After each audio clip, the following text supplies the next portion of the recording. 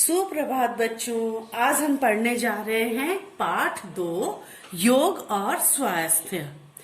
तो योग और स्वास्थ्य पाठ पढ़ने से पहले मैं पाठ बोध में पढ़ा रही हूँ आप लोगों को। पाठ बोध में बताया गया है कि योग की महत्ता के बारे में बताया गया है कि यदि हम नियमित रूप से सही आसन के माध्यम से योग करते हैं तो कई बीमारियों से मुक्त रह सकते हैं। अतः हमें अपने स्वास्थ्य के प्रति सजग रहना चाहिए। अब पाठ शुरू करते हैं। हमारे जीवन में योग का महत्वपूर्ण स्थान है। इस बात को आज से हजारों वर्ष पहले सर्वप्रथम योगिनी माँ गोनिका ने समझा और महर्षि पतंजलि के द्वारा धरावासियों को लाभान्वित करवाया। धीरे धीरे योग की रानी सभी विधियां प्रचलित होती गई। आज संपूर्ण विश्व में योग के द्वारा असंख्य प्राणी स्वयं को लाभान्वित कर रहे हैं। यह एक ऐसा स्वास्थ्य वर्धक साधन है जिसको अपनाकर मनुष्य आजीवन रोग मुक्त रह सकता है। हमारे ऋषि मुनियों की आयु और सेहत का रखवाला हमेशा से योग ही रहा है। हमारे देश में गुरुकुल की प्रथा रही है, जहां शिक्षा के साथ साथ व्यायाम के द्वारा शरीर को स्वस्थ रखने की कला भी सिखाई जाती थी। अगर हम बाल्यावस्था से ही अपने जीवन में नियमित रूप से योग करें तो हम अपने शरीर को रोग मुक्त रख सकते हैं।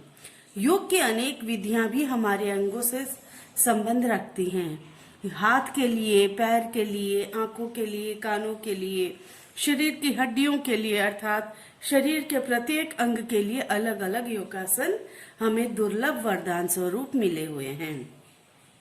हम इन योगासनों के लाभ से स्वयं के शरीर को वंचित रखते हुए अपना आधा जीवन व्यतीत कर लेते हैं। जब हम बढ़ती आयु के साथ आने वाली समस्याओं से ग्रसित हो जाते हैं तब हमारा आकर्षण योग की तरफ बढ़ता जाता है। बढ़ती उम्र की बात करें तो लोग अपने शरीर को योगासनों के द्वारा रोग मुक्त रखने में आशातीत सफलता हासिल कर रहे हैं। ऐसे अनेकों उदाहरण हमें हमारे आसपास ही देखने व सुनने को मिलते हैं, जहां हम देखते हैं कि बुजुर्ग दंपति जिन्हें बढ़ती उम्र के प्रभाव से अनेक रोगों ने जकड़ लिया था तथा अनेक प्रकार की दवाइयों का प्रयोग करने के बाद भी उन्हें आराम व स्वास्थ्य लाभ नहीं मिल पा रहा था, संभवतः वे लोग योग से वंचित जीवन में कष्ट पा रहे थे। जब से उन्होंने योग के विषय में सकारात्मक जानकारियां प्राप्त करते हुए योगासन प्राणायाम के द्वारा अपने शरीर पर ध्यान देना आरंभ किया तो उनकी जिंदगी ही बदल गई। शरीर धीरे धीरे रोग मुक्त होता गया और दवाइयां भी बंद हो गई। शरीर में एक नई शक्ति का संचार होने लगा। मुरझाए मलिन चेहरे पर नया नूर बिखरने लगा और वे अपनी उम्र से 10 वर्ष कम नजर आने लगे। अब वे सुबह सुबह प्रतिदिन घर के नजदीकी पार्क में चले जाते हैं और शुद्ध वायु में योगासन प्राणायाम करते हैं। उन्हें देखकर अन्य लोग भी उनसे जुड़ते गए। आजकल पार्क में सुबह सुबह लोगों की अच्छी खासी संख्या होती है जो आपसी सहयोग से योग के आसनों को सीखने सिखाने में एक दूसरे की मदद करते हैं। योग हमारे शरीर को रोग मुक्त रखता है, हमारे शरीर को चुस्त दुरुस्त रखता है। इनसे मेरुदंड सुदृढ़ बनता है जिससे शिराओं व धमनियों को आराम मिलता है। जीवन की सफलता के लिए शरीर को सकारात्मक ऊर्जा और मस्तिष्क की शक्ति की जरूरत है जो कि सिर्फ योग से ही मिल सकती है। अतः योग का हमारे जीवन में बहुत महत्वपूर्ण स्थान है। हमारे जीवन में भोजन की जितनी आवश्यकता है उतनी ही जरूरत योग की भी है। सभी प्राणियों में हम मनुष्य ही एक ऐसे प्राणी है जो योग के द्वारा स्वस्थ रह सकते हैं। अगर हमारा शरीर स्वस्थ होगा तो हमारे विचार भी सुंदर व सारगर्भित होंगे, जिससे हमारा समाज सेहतमंद व सुदृढ़ सोच वाला होगा।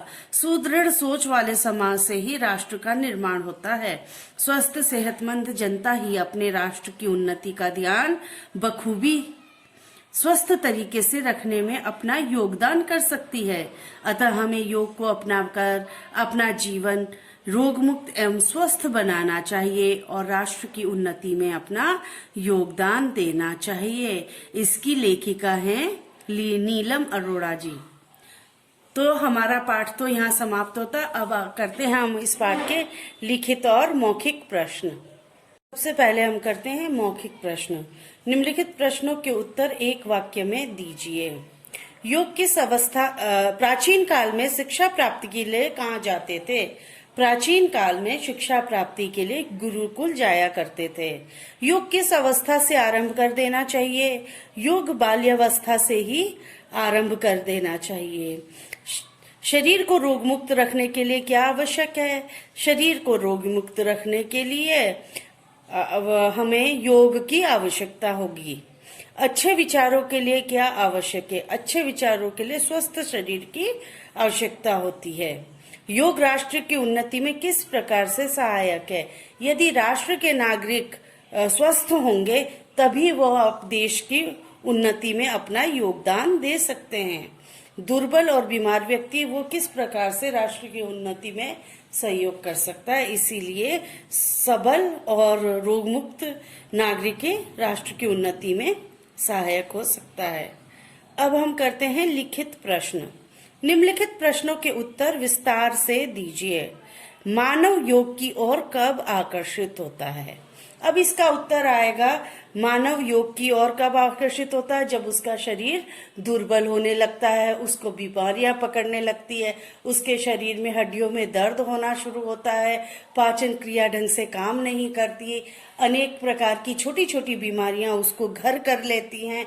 तो ऐसी स्थिति में ही मनुष्य योग की ओर आकर्षित होता है, और उस समय जब उसके लिए दवाइयों से भी कोई उसको फायदा नहीं होता है, तो ऐसी स्थिति में मनुष्य योग की ओर आकर्षित होता है। अब मनुष्य के जीवन में कैसे परिवर्तन आ गया? अब मनुष्य के जीवन में योग के द्वारा परिवर्तन आया है, क्योंकि मनुष्य को ये लगने लगा है कि योग बहुत ही आवश्यक है, हमारे शरीर के लिए बहुत आवश्यक है। अब लोग जागरूक हो गए हैं, लोग सुबह सुबह पार्क में सैर करते हुए दिखाई देते हैं, व्यायाम करते हुए दिखाई देते हैं, तो और अपने शरीर का ध्यान देते हुए दिखाई देते हैं। तो इस प्रकार से अब मनुष्य के जीवन में योग के द्वारा परिवर्तन आ गया है। तीसरा है, आजकल पार्क में क्या दिखाई देता है?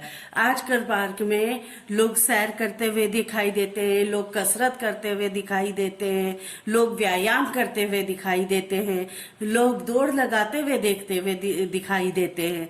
तो आजकल क्या है, आजकल लोग सजग हो गए हैं अपने स्वास्थ्य के प्रति, इसीलिए आजकल पार्क में इस प्रकार के लोग दिखाई देते हैं। योग द्वारा क्या क्या लाभ मिलते हैं? योग के द्वारा हमारे शरीर को विभिन्न प्रकार के फायदे हो रहे हैं। योग के द्वारा हमारा शरीर तंदुरुस्त होता है, योग के द्वारा पाचन शक्ति अच्छे से काम करती है, हड्डियां लचीली हो जाती हैं। योग के द्वारा विभिन्न प्रकार के चर्म रोग और अंदरूनी जो रोग होते हैं वो धीरे धीरे दूर हो जाते हैं, और योग करने से मनुष्य स्वस्थ दिखाई देता है, प्रसन्नचित्त दिखाई देता है। योग के द्वारा मनुष्य के शरीर में कांति आ जाती है, चेहरे पर तेज आ जाता है। तो इस प्रकार से योग करने से हमारे को विभिन्न प्रकार के फायदे हैं। भोजन की तुलना योग से क्यों की गई है? क्योंकि यहाँ पर भोजन की तुलना योग से इसलिए की गई है, जिस तरीके से हमारे शरीर के लिए भोजन की आवश्यकता है, उसी प्रकार से हमारे शरीर को योग की भी आवश्यकता है। इसीलिए योग को भोजन के समान माना है, इसीलिए भोजन की तुलना योग से की गई है। अगर हम भोजन नहीं करेंगे तो हमारा शरीर क्रियाशील नहीं हो सकेगा। उसी प्रकार से हम योग नहीं करेंगे, आसन नहीं करेंगे, योगासन नहीं करेंगे, तो हमारा शरीर भी क्रियाशील नहीं हो सकता। अब दूसरा प्रश्न है, लेख के आधार पर कथनों के सामने सही एवं गलत का निशान लगाना है। योगासन हमें वरदान स्वरूप मिले हैं, बिल्कुल सही है। योग की एक ही विधि होती है, गलत है। गुरुकुल में पढ़ाई व योग की दोनों सिखाए जाते थे, सही है। योग करने की एक आयु सीमा होती है, गलत है। समाज से ही राष्ट्र का निर्माण होता है, सही है। अब है निम्नलिखित शब्दों का वाक्य प्रयोग करना है। योग, हमें प्रतिदिन योग करना चाहिए। व्यायाम, व्यायाम करने से हमारे शरीर स्वस्थ रहता है। सुदृढ़ सोच वाला व्यक्ति ही स्वस्थ समाज का निर्माण कर सकता है। रोग मुक्त मनुष्य राष्ट्र निर्माण में सहायक है। योगदान, हमें अपने देश के निर्माण में अपना योगदान देना चाहिए। अब है विषय वस्तु बोध। नीचे दिए गए गद्यांश को ध्यान पूर्वक पढ़कर संबंधित प्रश्नों के उत्तर लिखने हैं। ऐसे अनेक उदाहरण हमें हमारे आसपास ही देखने व सुनने को मिलते हैं, जहां हम देखते हैं कि बुजुर्ग दंपति जिन्हें बढ़ती उम्र के प्रभाव से अनेक रोगों ने जकड़ लिया था, अनेक प्रकार की विधियों का प्रयोग करने के बाद भी उन्हें आराम व स्वास्थ्य लाभ नहीं मिल पा रहा था। संभवतः वे लोग योग से वंचित जीवन में कष्ट पा रहे थे। हम अपने आसपास क्या देखते हैं? हम अपने आसपास बुजुर्ग लोगों को देखते हैं, जिन लोगों को की रोगों ने जकड़ लिया है। रोग मुक्ति के लिए लोग क्या करते हैं? रोग मुक्ति के लिए पहले तो वो लोग दवाइयां लेते हैं, फिर उसके बाद योग का सहारा लेते हैं। बुजुर्ग दंपति किससे जकड़ गए थे? बुजुर्ग दंपति अनेक रोगों से जकड़ गए थे। योग न करने वालों का जीवन कैसा होता है? योग न करने वाले लोगों का जीवन वो लोग बड़े आलसी हो जाते हैं और उनका शरीर अस्वस्थ रहता है। अनेक प्रकार की बीमारियां उनको घर कर जाती हैं। अब आते हैं भाषा बोध में। उपसर्ग लगाकर नए शब्द बनाना है। तो उपसर्ग हमेशा शब्द से आगे लगता है। जैसे प्रथा शब्द है तो इसमें कु उपसर्ग लगा तो कुप्रथा, नया शब्द क्या बना? कुप्रथा। अब दूसरा है सहयोग। स में अ उपसर्ग लगा तो असहयोग। जीवन, जीवन में आ लगा तो आजीवन। पूर्ण में सम लगा तो संपूर्ण। प्रभाव में कु लगा तो कुप्रभाव। विचार में सु जुड़ा तो सुविचार। ठीक है, प्रत्येक मूल शब्द को अलग करना है। प्रचलित, प्रचलन में इत जुड़ा प्रचलित। नियम में इत जुड़ा नियमित। सफल में ता जुड़ा, ता प्रत्यय है तो सफलता। आवश्यक में ता है तो आवश्यकता। लाभान, लाभ में अन्वित लाभान्वित। योग में आसन योगासन। अब नीचे दिए गए शब्दों के वचन परिवर्तन कीजिए। जानकारी जानकारियां, हड्डी हड्डियां, कला कलाएं, दवाई दवाइयां, चेहरा चेहरे, विधि विधियां, प्रथा प्रथाएं, आंख आंखें, समस्या समस्याएं, संख्या संख्या। अब चौथा है दिए गए शब्दों के विलोम लिखना है। लाभ हानि, उन्नति अवनति, वरदान अभिशाप, जीवन मरण, बाल्यावस्था वृद्धावस्था, अल्पायु दीर्घायु, स्वस्थ अस्वस्थ, शुभ सुबह का शाम। अब पांचवा है दिए गए शब्दों के दो दो पर्यायवाची लिखने हैं। विश्व का जगत और संसार, आंख का चक्षु नयन और शरीर का तंद और देह, घर का गृह और भवन, हाथ का हस्त और कर। अब दूसरा है सहयोग। स में अ उपसर्ग लगा तो असहयोग। जीवन, जीवन में आ लगा तो आजीवन।